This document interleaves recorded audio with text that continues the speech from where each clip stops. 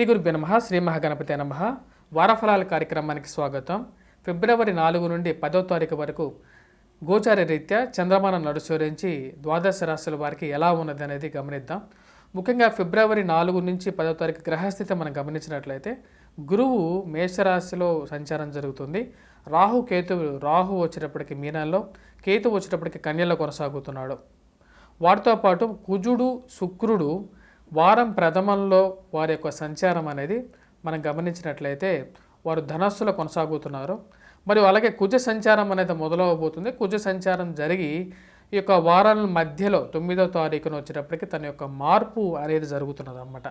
ఎక్కడికి జరుగుతున్నది అంటే మకరంలోకి జరగబోతున్నది. అలాగే బుధుడు, రవి కలిసి మకరంలో సంచారం చేయబోతున్నాడు. మకర సంక్రమణం జరిగింది ఆల్రెడీ. అలాగే శని మనం గమనించినట్లయితే కుంభంలో కొనసాగుతున్నాడు. ఈ యొక్క గ్రహస్థితి ద్వాదశ రాశుల వారి మీద ఎటువంటి ఫలితాన్ని చూపిస్తుంది అనేది మనం చూద్దాం. ఇప్పుడు మీనరాశి వారికి ఈ యొక్క వారం అనుకూలమైనటువంటి ఫలితాలుగా చెప్పవచ్చు. మీనరాశి వారికి చాలా మంచి అనుకూలమైనటువంటి ఫలితాలు పొందగలుగుతారు.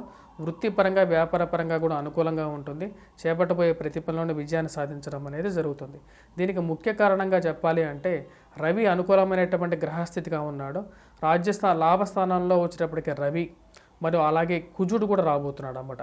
కుజుడు రాజ్యస్థానంలో యోగించట్లేదు. వారాంతంలో కుజుడు కూడా రవితో కలిసి ఉచ్చ స్థానాల్లో రాబోతున్నాడు. మీనరాశి వారికి అఖండమైనటువంటి రాజయోగంగా చెప్పచ్చు అన్నమాట. ముఖ్యంగా ఈ రాశి వారికి లాభస్థానంలోకి రాబోతున్నటువంటి రవి, కుజుడు పూర్తి యోగకారకుడు అన్నమాట. కుజుడు ఉచ్చ స్థానంలోకి ఎప్పుడైతే వస్తాడో రియల్ ఎస్టేట్ సంబంధితమైన వ్యవహారాల్లో కానీ, బాతృ సంబంధితమైనటువంటి సహాయం అంటే బ్రదర్స్ నుంచి సహాయం పొందటం కానీ, కోర్టు సంబంధితమైన వ్యవహారాల్లో సానుకూలతమైనటువంటి వ్యవహారాల్లో అనుకూలత కానీ పొందడం అనేది జరుగుతుందన్నమాట. వాటితో పాటు ఇన్వెస్ట్మెంట్స్లో కొంచెం అనుకూలత అనేది ఎక్కువగా పొందడం అనేది జరుగుతుంది.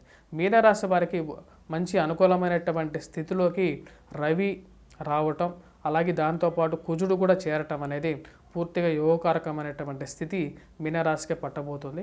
వ్యాపారాల్లో పాటు ల్యాండ్ రిలేటెడ్గా భూమి కొనుగోలు సంబంధితమైన వ్యవహారాలు అనేవి యోగించే విధంగా ఉన్నాయి.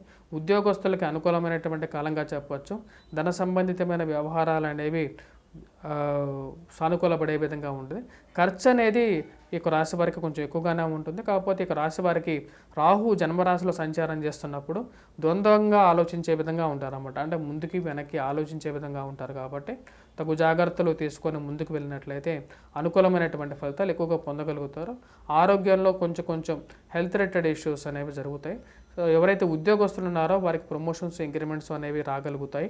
ఉద్యోగపరంగా అనుకూలంగా ఉంటుంది. అలాగే విద్యార్థులకు పోటీ పరీక్షల్లో ఉత్తీర్ణత సాధించడం అనేది జరుగుతుంది. డాక్టర్స్, లాయర్స్ వీరందరికీ కూడా అనుకూలమైనటువంటి ఫలితాలు కానీ ఈ వారం అనేది గడుస్తుంది. ప్రశాంతమైనటువంటి జీవితం గడుపుతారు. ఇంట్లో సుఖ సంతోషాలతో మీ యొక్క జీవిత భాగస్వామితో గడపడానికి ఎక్కువగా ప్రయత్నం చేయగలుగుతారు. వాటిలో సఫలీకృతం పొందగలుగుతారు. ఈ వారం యొక్క రాశి వారికి ప్రశాంతమైనటువంటి జీవితం అనేది పొందడం అనేది జరుగుతుంది. కోర్టు సంబంధితమైనటువంటి వ్యవహారాల్లో అనుకూలమైనటువంటి తీర్పులు మీ మానసిక ఆనందానికి గల కారకంగా కూడా తయారవుతుంది. మీరు చేసేటువంటి పనుల్లో గ్యారంటీగా ఈ యొక్క వారం అనేది కొంచెం సానుకూలమైనటువంటి ఫలితాలు ఈ వారాంతంలో కొంచెం ఎక్కువగా రాగలుగుతాయి.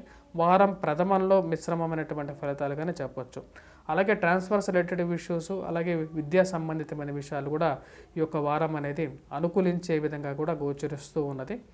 లాయర్స్కి అలాగే వ్యవహార చిక్కులు ఏవైతే ఉన్నాయో అవన్నీ కూడా కొంచెం వారం చివరికి కొంచెం సమరసపోయే పడంగా ఉంటుంది. మానసిక స్థైర్యాన్ని పొందగలుగుతారు వారం చివరిలో. ఉద్యోగ ప్రయత్న సంబంధితమైన వ్యవహారాల్లో సానుకూలపడే విధంగా ఉంటుంది. ఇంట్లో పిల్లలకి అనారోగ్య సంబంధితమైన విషయాల నుంచి బయటకు రాగలుగుతారు. మానసిక ప్రశాంతత అనేది కూడా ఉంటుందన్నమాట. ఈ యొక్క రాశి వారికి వచ్చేటప్పటికి మనం బాగా గమనించినట్లయితే ఎటువంటి పరిహారాలు చేసుకోవచ్చు అంటే కుజుడు వారం చివరి వరకు అంత అనుకూలమైనటువంటి గ్రహస్థితిలో లేడు.